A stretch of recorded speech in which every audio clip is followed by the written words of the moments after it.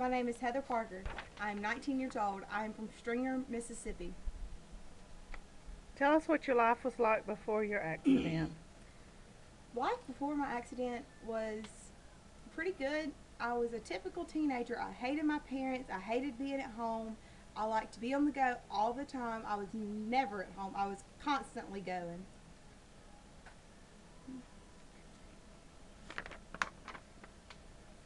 I was always at one of my two squads cheerleading practices. I would usually go from my high school practice to my competition squad practice, and that was pretty much what I did every day after school. What was your personality like? I was very type A personality.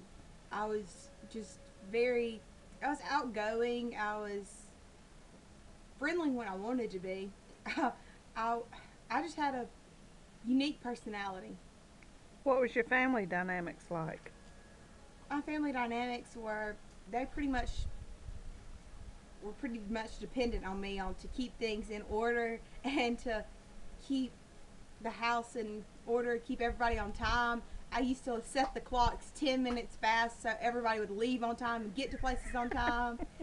And that was just how I was. Did you have a lot of friends?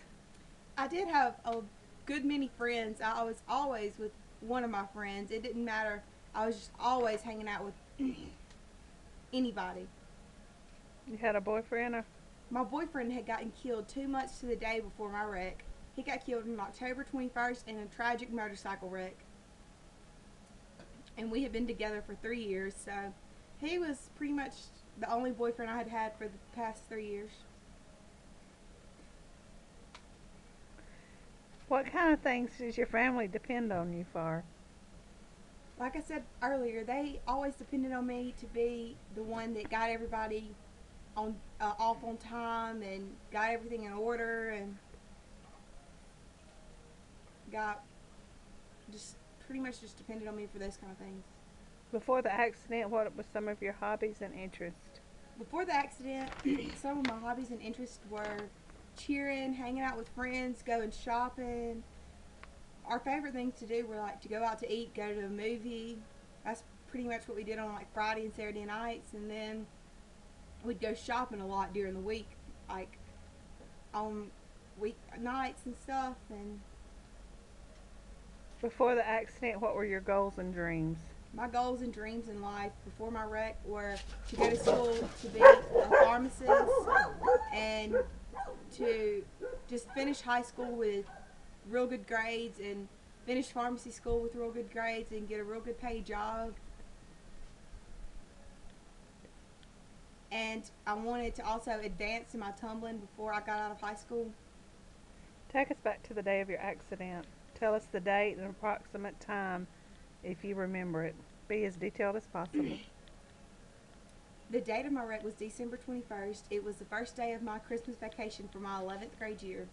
I had went to school that day, and then my friend and I checked out, and we went to Laurel, and we ate with her stepmother and brothers and sisters, and then we went back to her house, and we got bored, so we got on the four-wheeler, and we went and rode around. It was about 3:30 when we got on the four-wheeler, and we were headed back to her house, and the four-wheeler front tires locked up, and I got threw off and hit the pavement, and the impact of that caused my brain to swell, which caused a traumatic brain injury, and the pressure got so high in my blood vessels that it dissected my right carotid, which caused the stroke.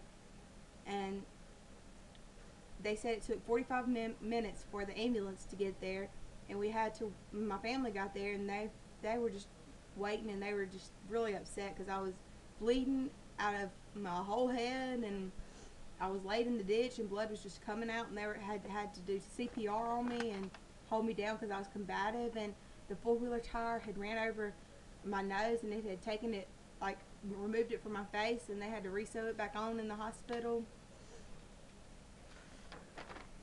And that was about 4 o'clock Do that you afternoon. remember that? What do you actually remember of the wreck? I don't remember anything from the wreck site. The only thing I really remember from that day was getting up and going to school and leaving and going to eat. And that's about all I remember. I don't even remember going back to my friend's house. How long were you in the hospital? I was in the hospital for a total of 36 days, and I went to three different hospitals. First, they took me to Laurel, and they wouldn't keep me because I was pediatric and I was so severe. And then they sent me to Hattiesburg, and they wouldn't keep me because I was pediatric and so severe. So they finally sent me to Ochsner's in New Orleans, and they couldn't fly me. They were going to fly me from Hattiesburg to New Orleans, but it was cloudy that night, so they didn't fly me. They put me in an ambulance, and they couldn't find a portable respirator, so they had to bag me the whole way to New Orleans. And my mom was sitting in the front seat, and she's a nurse, so it was scaring her because she was sitting there just turning around watching them bag me the whole way to New Orleans. She was scared they were going to stop, and then I wouldn't be able to breathe.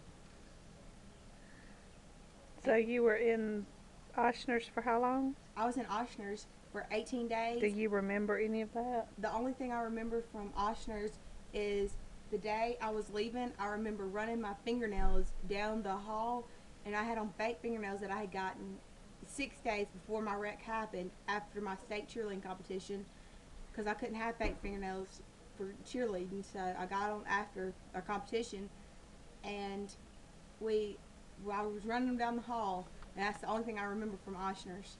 And then you went where? To Children's Rehabilitation Center in New Orleans. What was that experience like? That experience was real different.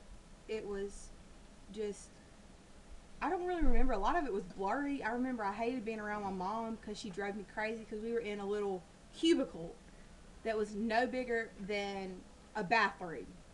And we had no room to move. We were on top of each other. We were just ready to kill each other. My hair was matted, and she tried to wash it and brush it out, and my head hurt because it was broke, and she would not leave me alone. She made me get up. She wouldn't let me just sleep all the time. That's what I wanted to do, but she made me stay awake, and I had to go to therapy. And I remember a few different things from therapy. I remember whenever I went to occupational therapy, I begged them to let me lay down the whole time because it hurt too bad to sit up. How did your friends and family react to your accident? My friends and family were great. They were all real supportive.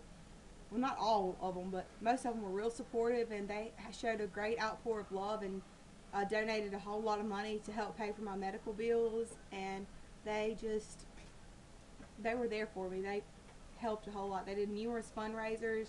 A lot of the guys from my community did a womanless beauty pageant for me, and it was real funny. I got to go to that, and I got to actually crown that. Who was your support system since your accident? My major support system since my accident has been God. He has been there for everything. He's listened to me every time I've complained, every time I've cried, and He's helped me come through everything that I have came through. He has given me what gains I have made.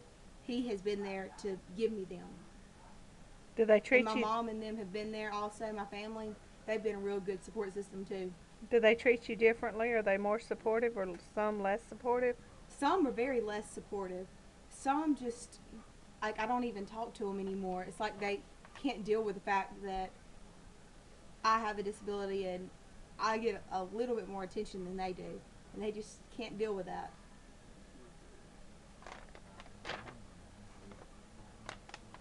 Or some? And some other ones are more supportive. I have some friends that are still real good, and they still listen to everything, and they still talk to me every day, and they're still real excited whenever I make gains in therapy. Since the accident, how has your day-to-day life changed? My day-to-day life has changed dramatically. I have to get up every day, and I have to allow a little extra time to get dressed and to get to places on time, because it takes a lot longer for me to get dressed than it used to, because now I can only really use one hand. I mean, I have some use of my left hand, but not very much. I have to pretty much I have to blow dry my hair and straighten my hair with just my right hand, and I have to take a shower with just my right hand, and I have to make 2 or 3 trips out to the car to carry everything to the car that I need for that day with just my right hand. And it's just, I've had to make adjustments to get out every day. What are some of the toughest challenges you face every day or every hour, physically and or emotionally? The toughest challenges I face are not being able to use just my, not being able to use both hands. It's really tough. Like if I'm doing something and I'm just like, I need another hand. You know, we always all need another hand to do some stuff, and it's bad whenever you just have just one hand to do it. You don't even have the two to do it. And then also like if it's raining or something, then I have to just walk in the